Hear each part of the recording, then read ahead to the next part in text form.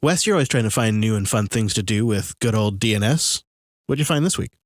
DNS.toys. I mean, you're familiar with the tools that let you get the weather in your terminal, right? Yeah, okay. Yeah, but that's like calling an HTTP API. It's so wasteful. Boring. Yeah, with DNS toys, you can get the weather over DNS. Excuse me? Yeah, just dig seattle.weather at dns.toys. And there you go. You can get different times, world times and time zones. You can do your unit and currency conversion, and you can even print the digits of pi. That's pretty great. And this just puts us one step closer to that all command line all the time lifestyle. We'll get there. I knew it.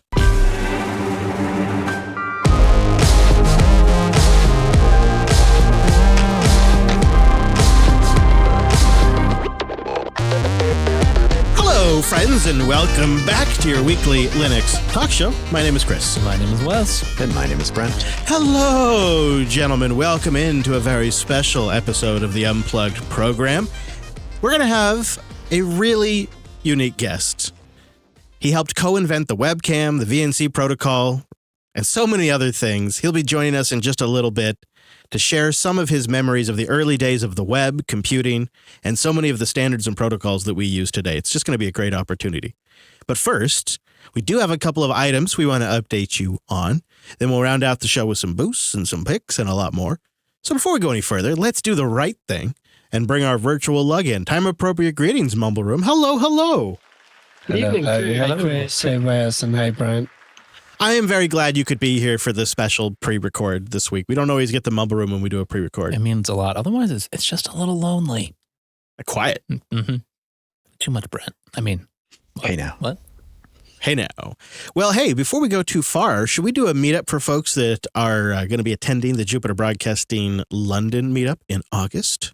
Yeah, I'm not sure if we have an update this week, but I think it was very important to just keep mentioning that Alex will be in London and he's planning a Jupiter Broadcasting meetup. That is tentatively planned for August 5th at around 6 p.m. GMT. Now, don't be confused because the meetup page tends to give all the times in JB time, which is Pacific, which would not really work out very well locally in London. So have a look at the meetup page. I think there are about 80 to 90 people signed up so far. It seems every week we get another 10 or 20, which is really great. And look for some updates on location, maybe in the next few weeks. I really wish I could make that one. Boy, oh boy. I'm really glad, though, that it's coming together. Jealous. Build a community over there. Maybe this is the way to do it, right? We start getting an idea of how many folks are there, what works and doesn't work, and then Alex is going to scout out some locations this time around, right? So we'll have some ideas there, too. maybe this is how it happens. We send All the right. pre-crew, and then we'll get there, next time. Like the rock stars we are. Oh, wait, I just got really excited there. Like true VIPs. Okay. Oh, boy, let's move on, for goodness sakes. Meetup.com/Jupiter Broadcasting for the details on that. Do follow it there because details could change, flights could change, that kind of stuff. It's been a minute since we've talked about the Linux Copter flying on Mars. We do updates occasionally in Linux Action News, but this week, it seems that there's been a little software update that we want to talk about. Actually, by the time we're covering this, it's been out there for a little bit. But as you guys will recall, Ingenuity arrived on Mars in February 2021. And along with the rover, this little helicopter, we thought, well, we'd see, I don't remember with how many flights I thought originally. It was such a small number. I mean, it's just a proof of concept. But now it's turned out it's flown 21 times, and it's actually provided critical data for the rover, so much so that NASA is going to continue to use these Linux copters in the future. And for us, it just felt like such a historic milestone for Linux. And then we had an opportunity to connect with some of the folks from JPL, and that was such a cool treat. And so it's neat to see software updates are going out. I guess I didn't really have anything other than I just wanted to have an excuse to talk about this little guy. They've done some upgrades to reduce navigation errors during flight, and they're now letting it fly higher than 15 meters, too. It's just getting more and more capable, and it keeps working. And remember, before this thing flew, we weren't even 100% sure that the whole flying on Mars thing was going to work properly. Yeah. They said that they flew over to this delta on Mars, and they used the helicopter to determine which of the dry river channels that the copter should drive in, or that the rover, I should say, should drive into. Such a neat idea. This patch is kind of cool too because they're inserting a small little code snippet on the flight computer that intercepts incoming garbage packets from like some faulty sensor stuff and then uses other data to reconstruct replacement packets that get like inserted into the stream. So then like downstream components just get the data that they were expecting. I can't even imagine. So not only do you come up with that patch, but then you apply the patch on Mars.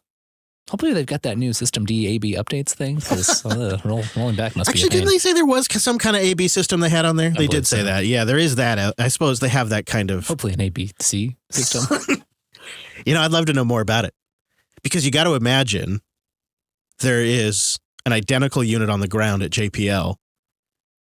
But then are they doing like a series of QA tests on this thing? Are they doing like flight tests and imaging tests? Like, are they like doing software updates? And then do they have some sort of facility where this thing flies inside where it's the atmosphere of Mars and then they do a bunch of testing? That's a good question. Are they like putting dust on it and stuff? Right. Like, are they diminishing like the solar panel's capacity because of dust? Or is it kind of just a YOLO thing where they're like, well, we can only test so much? Upload. I'd love to get the answer to that. But it's pretty great to follow this. And it's great to see that they're continuing to update. It's been several updates, just even kind of recently on the 7th, I think there was a report. Go Ingenuity, go. Yeah. Yeah. So neat. And even though we haven't really touched on it in a bit, we're still following it. And when there is kind of like a mission update or something like that, we do try to include that in Linux Action news as well. And then I wanted to follow up on a project called Umbral. We talked about Umbral a month or two ago. And it sells itself as a personal server OS for self-hosting. And I'd say that's pretty accurate. It's really seen some major updates since we talked about it last on the show. And one of those updates is to break out the Bitcoin node and the Lightning node as their own separate apps.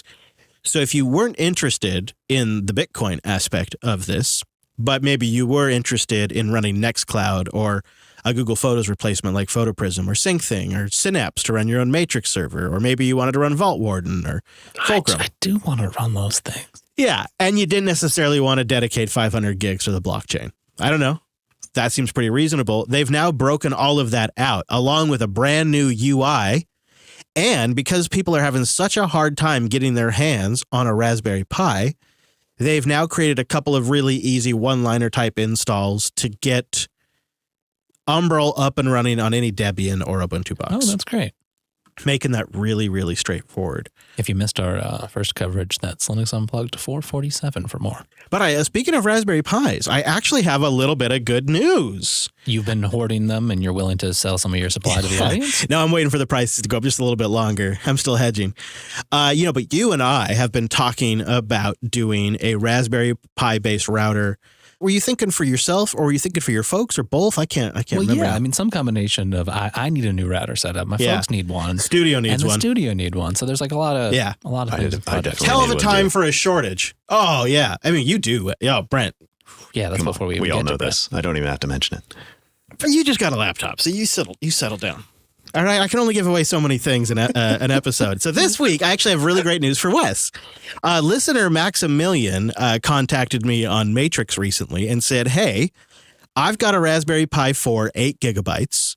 Could you use it? I haven't been using it for anything. And I said, I think that Wes Payne could use it. He's looking to build a router. So Maximilian is shipping a Raspberry Pi 4. Wow. 8 gigabytes for Wes Payne to the studio. It'll probably arrive while I'm in Montana. That's usually how these things work out. That's just kind of typical, I suppose. Well, but that way it's something to tempt you back. Yeah, right. Well, no, it'll be for you. And then and I'll use my Compute Module 4 that I have set aside. I have one set aside. And you won't have to worry about a carrier board because this is a full unit.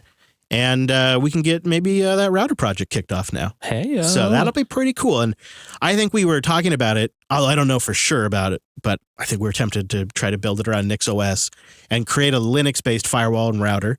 We're not opposed to things like pfSense or any of that kind of stuff, but we thought it might be fun to see what it'd be like to just build a minimum viable Linux router project that is a super tightly controlled OS. I don't know what we'll use for everything. We haven't quite discussed it. I'm sure we have a few ideas, but indeed, we don't want to spoil all the fun. Yeah. But, we'll get a little reckless with it because that's what we do here. So that's cool. And I wanted to say thank you to Heck listener yeah. Maximilian. Wow. That's pretty Thank great. you for enabling our shenanigans. Yeah. And if you've got a Raspberry Pi or an Ubuntu and Debian box and you want to try out the new Umbral, it is pretty cool. It is a really slick way to load up a bunch of great apps on your own LAN. They write on their release announcement, this release has brought a massive underlying architectural change to Umbral's source code. One of those changes is the migration of the Umbral App Store to its own dedicated GitHub repository, along with a new way to easily test, package, and ship apps for Umbral. So the other big update, if you're already using Umbral, is they'll now have separate updates for these components outside of the overall OS updates. So you can get mid-stream app updates now, which is going to be really nice. And I like Umbral. It is still in beta. It is still early. There's always these caveats with these one-click do-it-all things, but I do think it's a pretty good project. Now, Chris, you've been running Umbral at the studio since about January when I was there last. And I was curious, I guess, how it's been going and whether or not you've updated yet or you plan to soon to this new version. Have not gone to this new version yet, but I have done every update. I'm going to do the new version when I get back. I just don't want anything to go sideways before I travel. Wow, you're being uncharacteristically responsible. Well, I love the boosts. Are you feeling okay? The boosts are like my little bit of sunshine every single day. Anything to protect the boost. Yeah, on a cloudy day. Because so on my side, when somebody sends in a boost, Helipad makes a great little sound, a little boost sound effect. And then there's also a confetti explosion all over it. And it's a live update. It comes right in real time. And I tell you what, it is the best mood booster ever. Ha. And so I didn't want to break that. Because I'll probably, if I'm frustrated or something at some point, I'll pull up Tailscale on my phone and I bring up the boost. Bad traffic, check for the boost. Well, maybe not while I'm driving, but literally I'll be having like a bad day or I'll be frustrated and I'll just Tailscale up and I'll bring it on. Oh yeah, look at these boosts. Okay, I feel better now. So no, I don't want to break it before I go, but it has been really super solid since January. I've done every update since then. And it does make it pretty easy to back up and get out. I mean, really under the hood, all it's doing is like updating Docker containers. It's a pretty established system. So it's pretty safe. There is of course things to consider. It is in beta. It's a 0.5 release and this is a major new version. But we've heard from several folks in our Bitcoin Matrix channel that the update has gone really smooth for them. So nice, yeah. Have a big test for the project. So hopefully it keeps going well.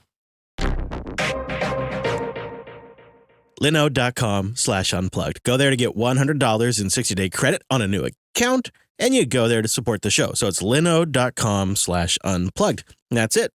It's simple as that to get that $100. NVMe storage, super fast CPUs, 11 data centers around the world, best support in the biz. I mean, I could go on and on. In fact, I often do. And you know what?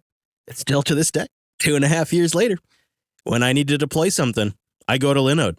I go to Linode because I've had a great experience. Honestly, the performance, it matters to me. But they're also just great citizens in the Linux community. That's actually how I found Linode originally. I was at Texas Linux Fest, what feels like 100 years ago. Texas Linux Fest was having a bit of a rough year, and most of the vendors just weren't even really trying. But Linode was there with a smile on their face in the best booth, making what turned out to be one of the most influential Linux Fests in my lifetime possible. And I made a mental note. I wasn't even looking for sponsors back then. But I made a mental note that when it came time, I was going to look up Linode. And while I waited, I tried them out as a customer. I became a customer first. And I was so damn impressed. They've been doing this for nearly 19 years, so it makes sense they get it right. But that doesn't mean every company does that. There's a lot of places you can host things, but no place quite does it like Linode with the performance, the support, and just the continuous improvement. They just expanded their managed database offering, which was just MySQL back in May. Well, now they're offering Postgres and MongoDB, which is huge for us. I'm probably going to move our Matrix Postgres database over to this. I mean, why not? Why not take advantage of the expertise that is Linode's staff and their infrastructure to run the database? The part of running a Matrix server I kind of don't like anyways. I think it's pretty great. And I'd do it too if I was using MongoDB or MySQL. I'm ready to jump in, though, I tell you what.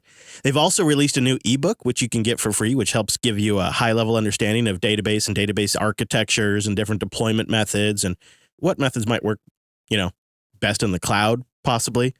Or when you're working with their crazy fast storage or their AMD EPYC processors.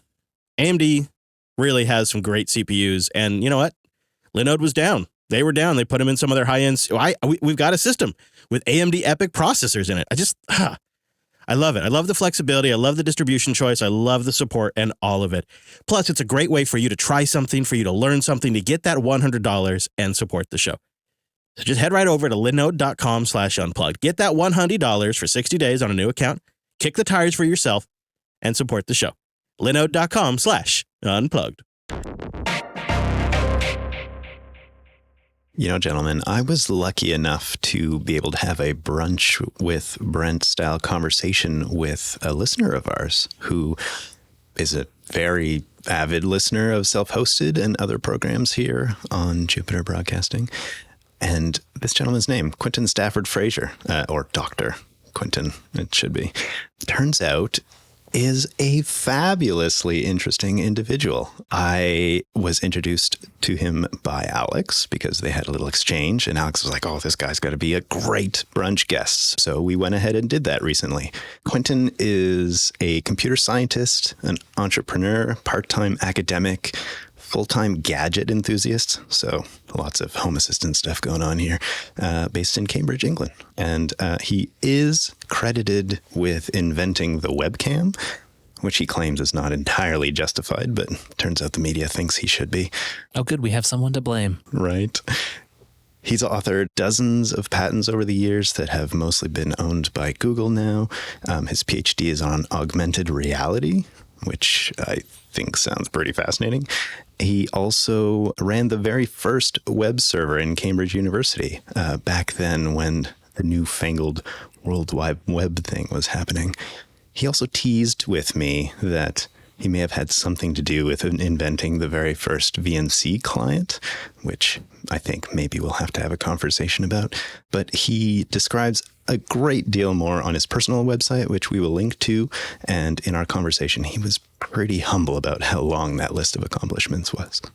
I actually have quite a substantial personal website, and it's not that I think I'm deserving of this great monument to myself. It's just that I keep adding bits and I never get around to deleting stuff.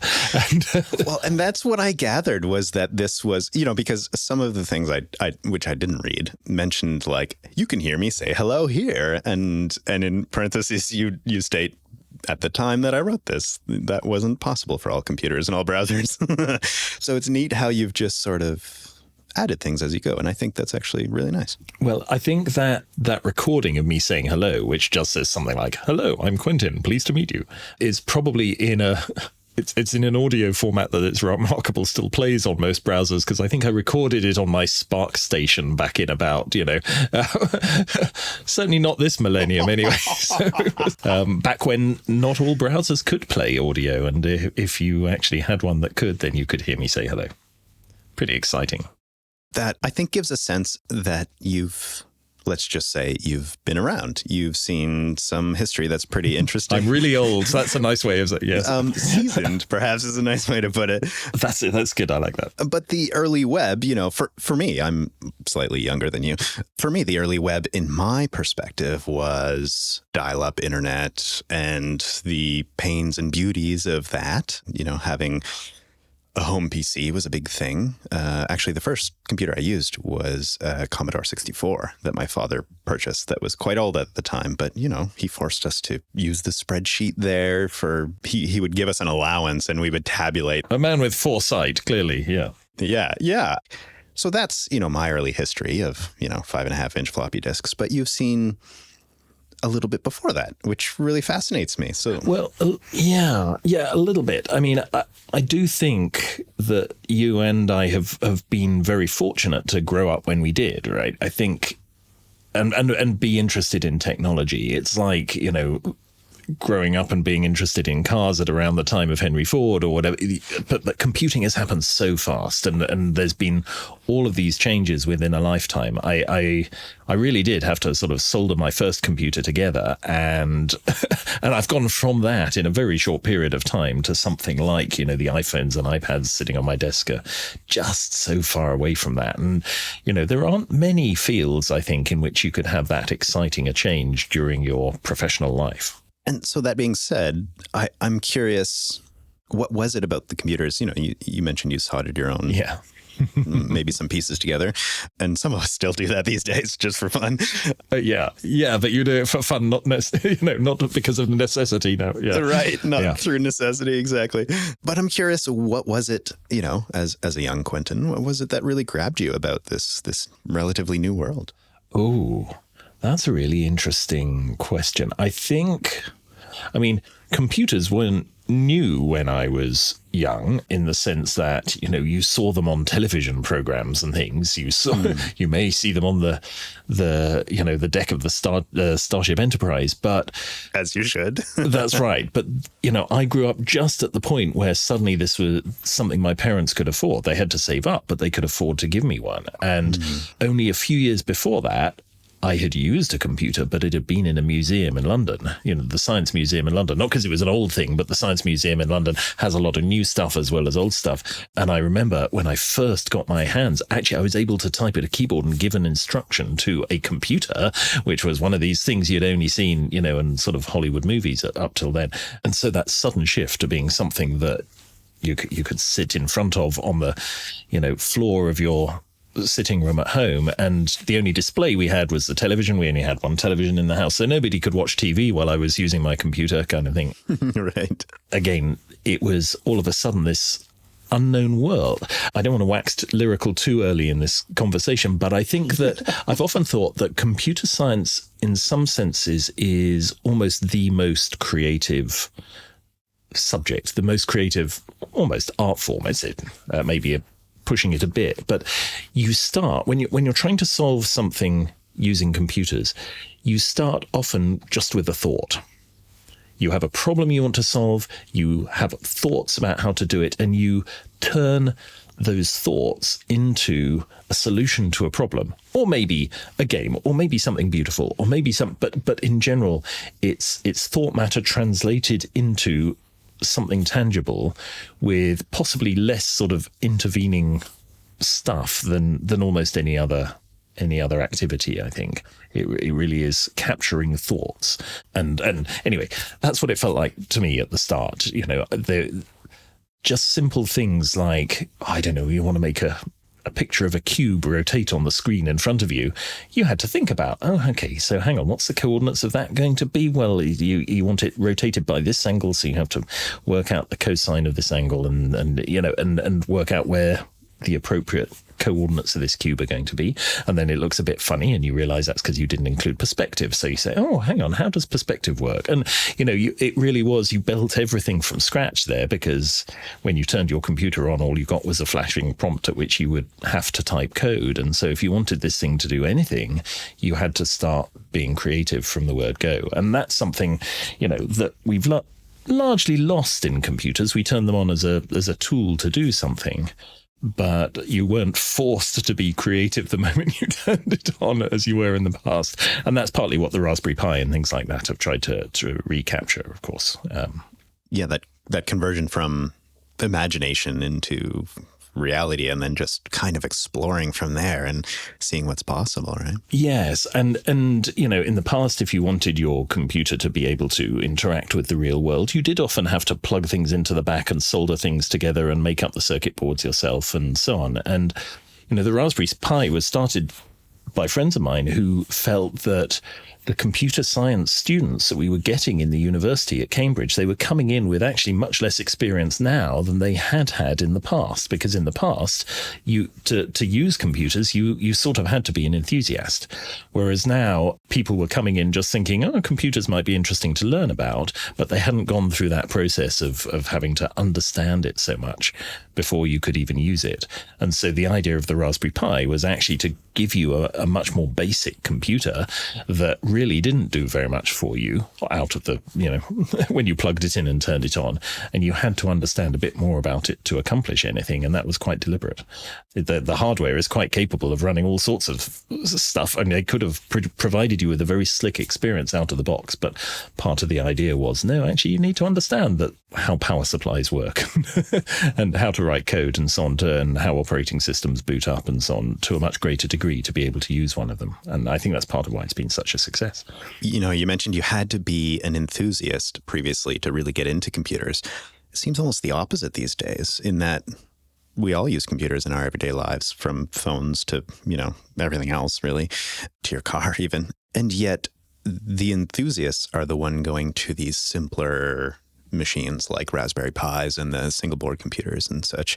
And so it almost feels like a reversal to me, which is really fascinating. Yes, I think that's probably right. It's almost more like, everybody drives a car. So if you're an enthusiast, you get a classic car, or you build a car yourself, or you put beds in your car and you have a camper van, or whatever it may be, right? It's when something becomes a commodity, then you need to find a new spin on it. And that may be using computers to automate your home, or it may be, just actually turning on a computer and sending an email with it is not something that it's less of an adventure now than it used to be. So we find other things to do, right? For sure, right. And because everybody does it, right? You want to find your own niche, or you want to if you want to make a difference to the world, or even just a difference to your local bit of the world, you have to do something different from what everybody else is doing. And so I think that's part of the appeal. Part of what has worried me in the past has been exploring the idea that maybe we've gotten to the point where computers have done all of the things that humanity needs them to do. And yet when I reflect on that just slightly more, especially in the context of you mentioning it as quite an art form, I think, well, no, we're really just started, aren't we? Like, certainly computers have taken us to the moon, and there's all sorts of things on other planets now. And yet, I think in some ways we're just started. Like, there's. Do you feel like there's a lot more possibility there in this realm? Yes, I think there is a great deal more, but I think the rapid acceleration at the start of computing it sort of tails off for a while. I think actually the analogy with cars is kind of interesting here, because between school and college, I worked for a car firm, just for a year and a half for Austin Rover cars as they were then. And it was, it was a useful experience of industry, but it wasn't at all sexy. There was nothing about it that made me want to carry on doing this after I finished as a student and so on. I thought that, essentially cars had become dull, and, nothing really new was happening with them, and hadn't really happened for, 50 or 100 years.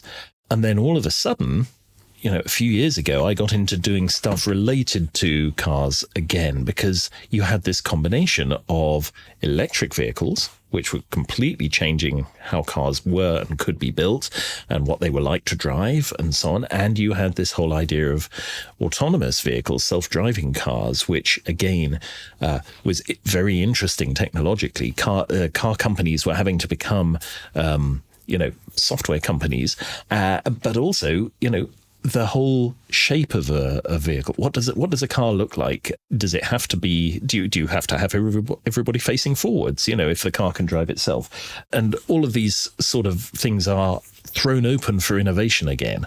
We have vehicles that are bigger and smaller and quieter and different shapes and so on, in a way that so much has been defined in the past by the basic shape of an internal combustion engine and four wheels and a gearbox and so on. And I think we're at a very exciting time now to be in the automobile industry, which, we haven't really had, I don't think. I mean, what's changed before this advent of electric vehicles? What's changed in the last, 5 decades? Very, very little. Yeah, I think four-wheel drive or all-wheel drive in rally racing was really a huge innovation, but even that's quite mechanical, right? But it didn't fundamentally change the shape of cars. I mean, I guess you could say automatic gearboxes. Sure.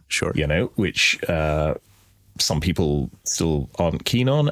So there have been various small innovations, but I still don't know how much I buy the dream of fully self-driving vehicles. But it seems to me that if we even get close to that, then the way we think of and use cars could be completely different. And I have some examples I like giving of this. I mean, the thing I'm almost most exciting, I know you've done a lot of stuff with RVs in Jupiter and or camper vans, and I've always thought that what I really want is a self-driving camper van or motorhome or RV, one where in the evening, I could, I don't have enough space to park it here, but I could summon it from its out of town parking area, and it would turn up at the doorstep, and I would get in with my dog and my wife and a nice bottle of wine and a good movie. And I would say, ooh, Chamonix, please. Chamonix being in the French Alps.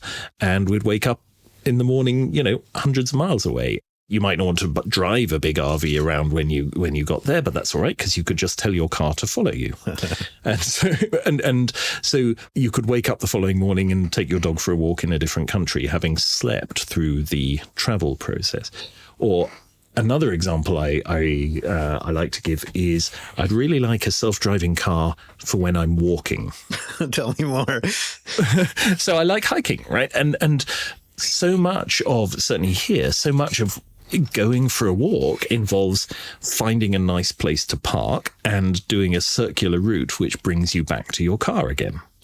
And what about if you're driving along a road and you see a beautiful view and you say, hey, car, stop here, let me out.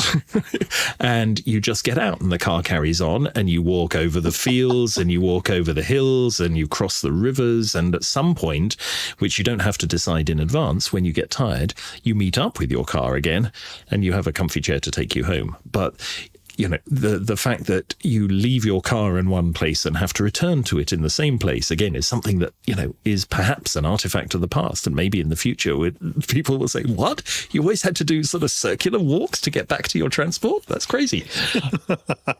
And so, yeah, it'll be really interesting to see I think in 5 decades' time, people may have a very different view of transport from what we have compared to the 5 decades, ago, right? What was happening in the 60s? Well, the cars weren't really fundamentally that not in that kind of way, that different from Much the same, right? Yeah.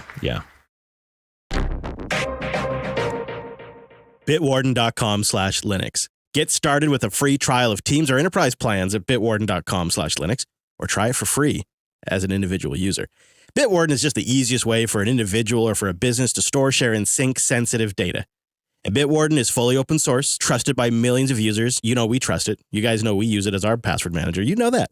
Part of what made me choose that is Bitwarden's open source. It's what Wes and I use to manage our passwords, our two-factor codes, and other sensitive data. And we're finally getting Brent on board, too. We've achieved something there. And I love the support that Bitwarden offers. If you get stuck, if you have a family member or a friend that you recommended to Bitwarden, they got you covered there. On top of that, they're always rolling out new features. They just added a quick account switcher to Android. This is absolute fire, you guys. You're sitting there trying to fill out a password. Oh, crap. That's a business login, not a personal login. Oh, you know what? Tap an icon, switch over to the other account. Boom, now you're filling that out. They've recently introduced a new username generator, so that way you're using a unique username and a unique password when you're signing up for a site or a service. Man, is that not super great?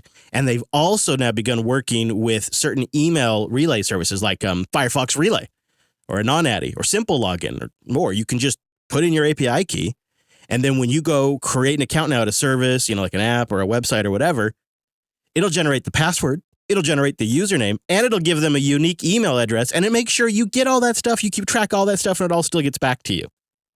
That right there, killer feature right there. And you guys know this, but maybe someone maybe a family, a friend, maybe the place you work, maybe they really haven't gotten the religion of good password hygiene. And I got to just say, there are so many things you could do, but there's really one thing you must do to protect yourself online, and that is using a unique password at every website, every service, every app.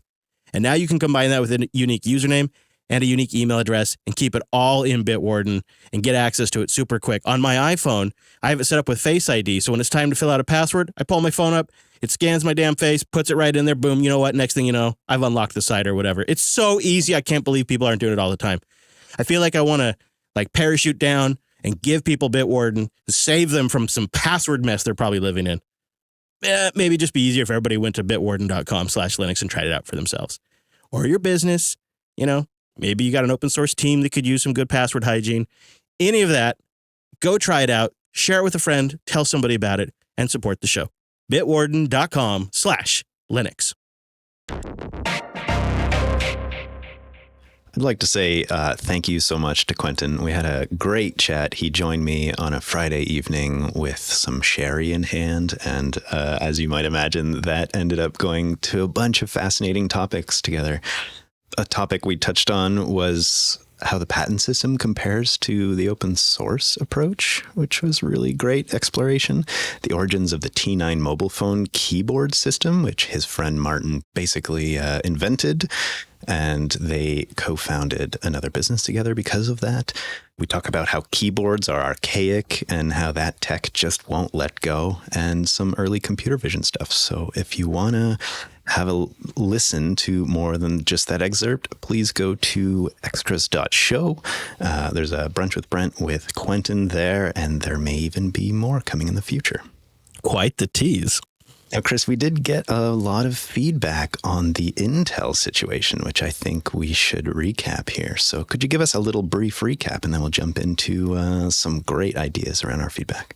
Yeah, so on a recent episode of Linux Unplugged and Linux Action News, we talked about the upcoming Intel's software-defined CPUs and the fact that support for licensing and enabling the software-defined features in a CPU landed in Linux 5.18. And we kind of had a discussion if we thought that was how we felt about the idea that, you know, you'd buy a CPU and it has all these features, but perhaps they're locked behind a license file.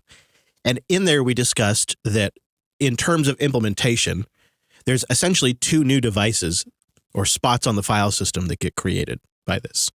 One that defines the features and one that defines the license that enables them or not, roughly speaking. This has provoked a lot of discussion with our audience, and I think we have continued to get feedback about that, and so we just wanted to cover some of it and just recap so that way everybody knew what we were talking about since it's been a few weeks now. Yeah, Jan wrote in with some great insights into current licensing practices of Intel. Jan writes, just listened to episode 460 of Linux Unplugged and wanted to let you know some stuff about CPU licensing. Intel has done this in the past with its Itanium lineup, which has died meanwhile. It's also a very common thing on IBM's Z OS mainframes, where you basically buy CPU time, even though you might have more CPUs installed physically in your box to run them on. This does allow certain features. You only pay X, and if you really do need the extra performance, say for a month, you can get a temporary license, run the extra workload, and switch it off again for the old price point. I see a valid user case in the enterprise world, but for consumers, I do hope it doesn't come to bite us in the butt. Yeah, I think the most compelling argument I have heard has been, how does it affect resale? And we've been trying to figure out how that would work. Like if you wipe an OS, the insight that I kind of noticed here in James's email is it does seem like the customer activates it somehow with Intel servers in the previous system. So maybe that exact infrastructure would be used. Right. Something similar, same infrastructure, same plan of attack. I have been surprised the way they're handling all of this. Like in terms of a company that is getting eaten on both ends by both AMD and by Apple right now, you think they'd be on their messaging game, right? Like you think they'd be out there. I can't even really tell you the benefits of the 12th gen Intel. I know they're more power efficient, but I can't really articulate them. I don't know what their reasoning is or positioning is or what they claim the use case is for the software-defined features. I mean, I've heard some of it, but if we didn't follow like mailing list news about the kernel, we probably wouldn't even be talking about this right now. That's just it, right? It's really weird. They're not getting, and I know we have listeners at Intel, and they're not like trying to get us like the down low information or nothing like that. It's like they're just not talking about it, other than like the very manufactured bits of information we have gotten The so far. high-level blurbs and such, yeah. But we'll follow it, and I think we'll keep reading your feedback on it. So do keep sending it in linuxunplugged.com/contact, because I think it's going to be a big deal, but it's just not there yet. And I think we have a little bit of time, so I'd love to understand it before it actually arrives. And now it is time for Le Boost. Now for Chris's favorite part of the show, where he gets to wake up in the morning and read all your boosts. Marcel wrote in again 5 days ago with 1,969 sats. Chris, have you figured this one out yet? 1969. Well, the message gives this one away. I was thinking of the year, but actually I picked this number because of the song. Mostly I just like picking random numbers to hear Chris guess. I love making you guess too. I'm down for that, actually. Yeah, I do right. enjoy it. It's actually... That's what you get for your boost fee. I do actually like it. I think you might have to guess some more down the line here. Yeah, it looks like it. We did get a boost in from Kos Peeland. Also, just aside, Kos has been supporting a lot of podcasting 2.0 compatible that take the boost. And that's one of the really cool things about this community is sometimes I'm listening to a completely different podcast in a totally different genre. And I hear some of these same names come up. And you guys are really the rock stars out there. So thank you so much. So Kos writes in there, thanks for the show and the Seuss adventures. Brent, why don't you give us an update? How did the Seuss stuff go? Did you end up sticking with Seuss? Did you do something different? What's the story? Well, I ended up deciding to keep it on this podcasting appliance laptop that I have here because I'm just curious how it's going to go even more long term. I know that I gave you sort of the 6-month update, or maybe that was more like 8 months. And I think we should give it another 6 months. So far, so good. Things look like they've improved for me. The applications that weren't working are working just fine. There is one little lingering package that hasn't solved itself, but maybe I'll get inspired and fix that, or maybe it'll just vanish. We'll see. Is this the machine I'm seeing you on, or is this the machine I'm hearing you on? Yeah, the one right in front of you. Mm-hmm. So the one I'm hearing you on, though, that is a new Fedora install that's using Pipewire now.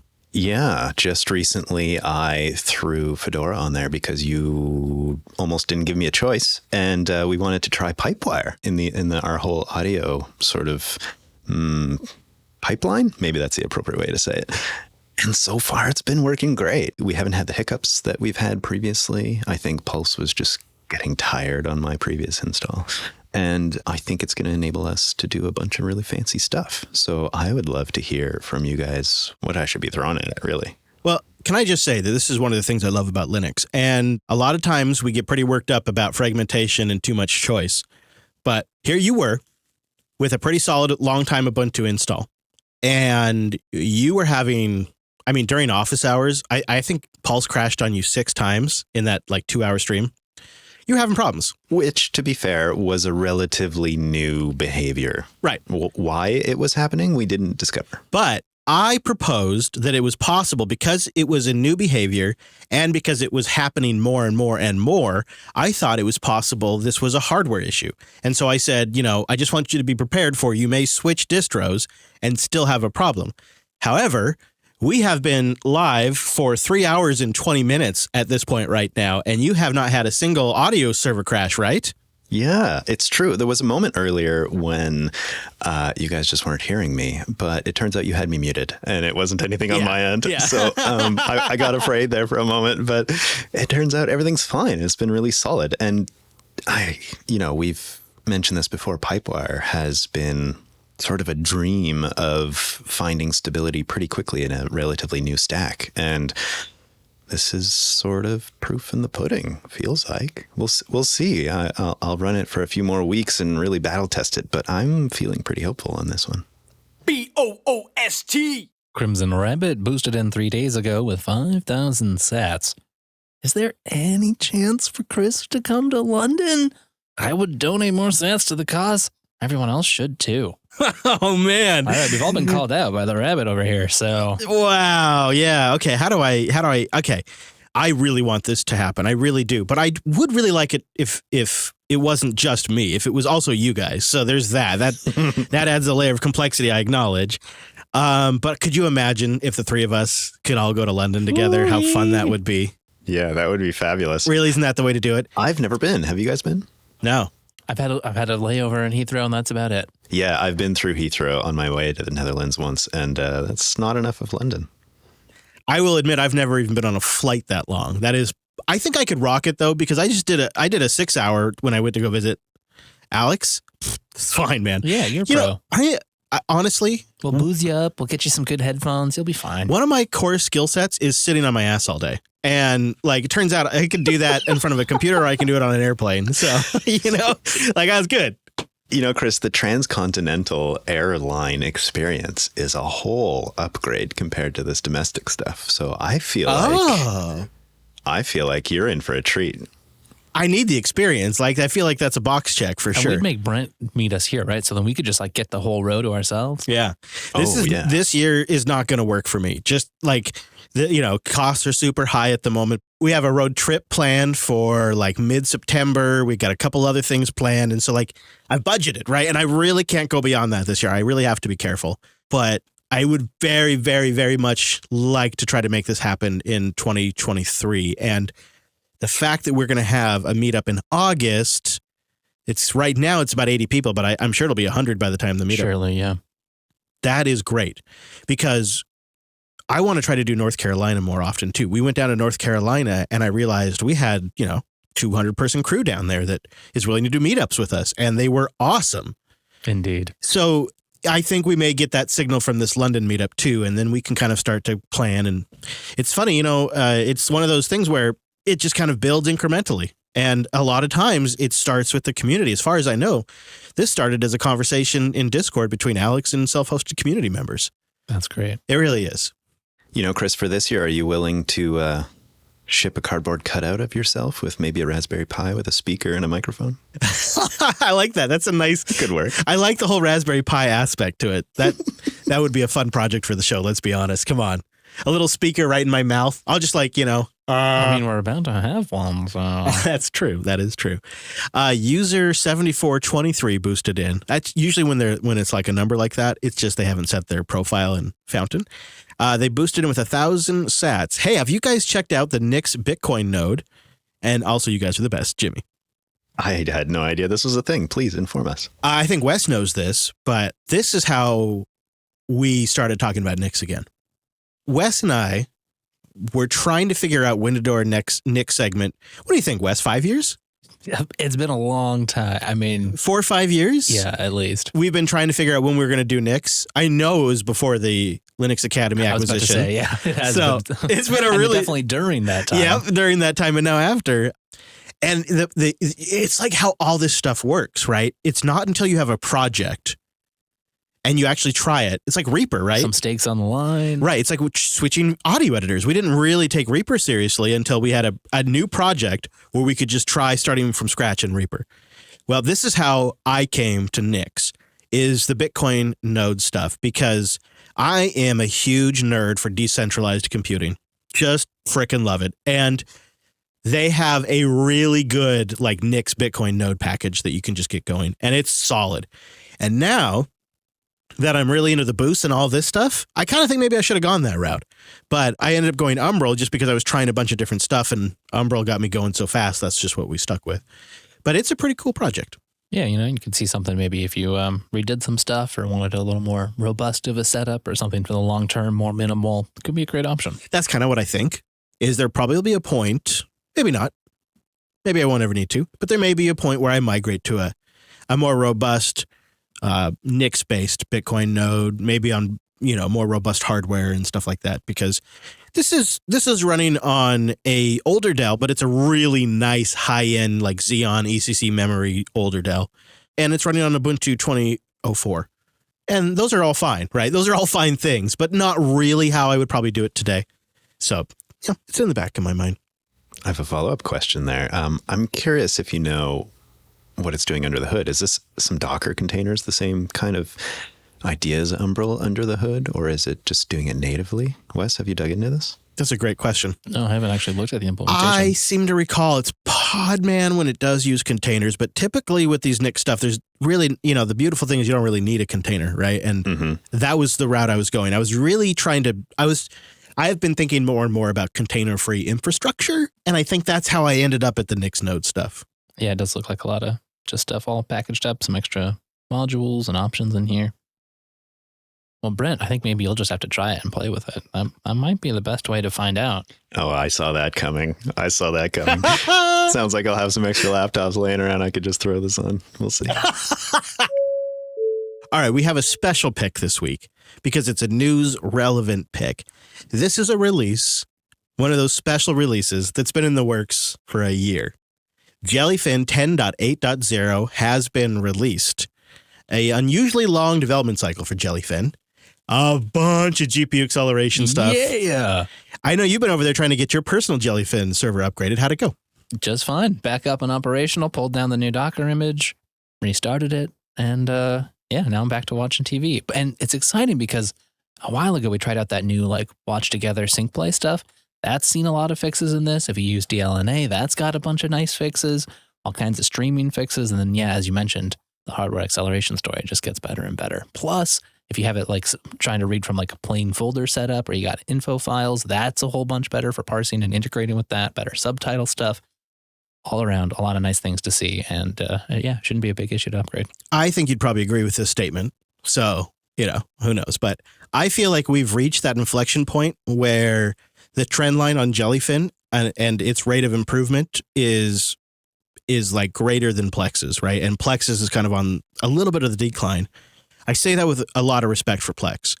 But I think as they try to establish a business model around streaming a little bit more and they have to focus on that stuff, they're not really going to get any more open, right? They're not going to really get any more focused on your local stuff. Yeah, you're right. Like, there's definitely still a lot to like about Plex, obviously, and there's doing some things that Jellyfin probably may never be able to compete with in some regards. But if you are focused on your local collection, you want free software. Jellyfin has been getting really nice lately. So 10.8.0, we'll have a link in the show notes. Go check it out. There's a post in there specifically to highlight all the new features. I, of course, saw the GPU stuff, and that's what I got excited about. But I know there's a lot of other things in there, too, including just nice performance and bug fixes and all that kind of stuff. Gentlemen, we did it. Ba, ba, ba, ba. This brings us right here to the end. We did it. Congratulations, guys. So we Nicely just done. recorded 2 episodes back to back. In theory, I'll be back from Montana and we'll have a regular live stream next Sunday. So I get to actually officially say, see you next week. Same bat time, same bat station. that's right, jblive.tv, or of course, all their live productions now at jupiter.tube on our own PeerTube instance in the federated universe where you can use a free software stack to watch your favorite Linux content. How great is that? Our Mumble Room, linuxunplugged.com/mumble. Come join us live, get a low latency audio stream, and chime in when you like. And of course, don't miss Linux Action News at linuxactionnews.com. There's a lot going on every single week. It's the companion right here. And links to what we talked about, linuxunplugged.com/463. All right, everyone. Thanks so much for joining us on this week's episode of the Unplugged program. And we'll see you right back here next Sunday.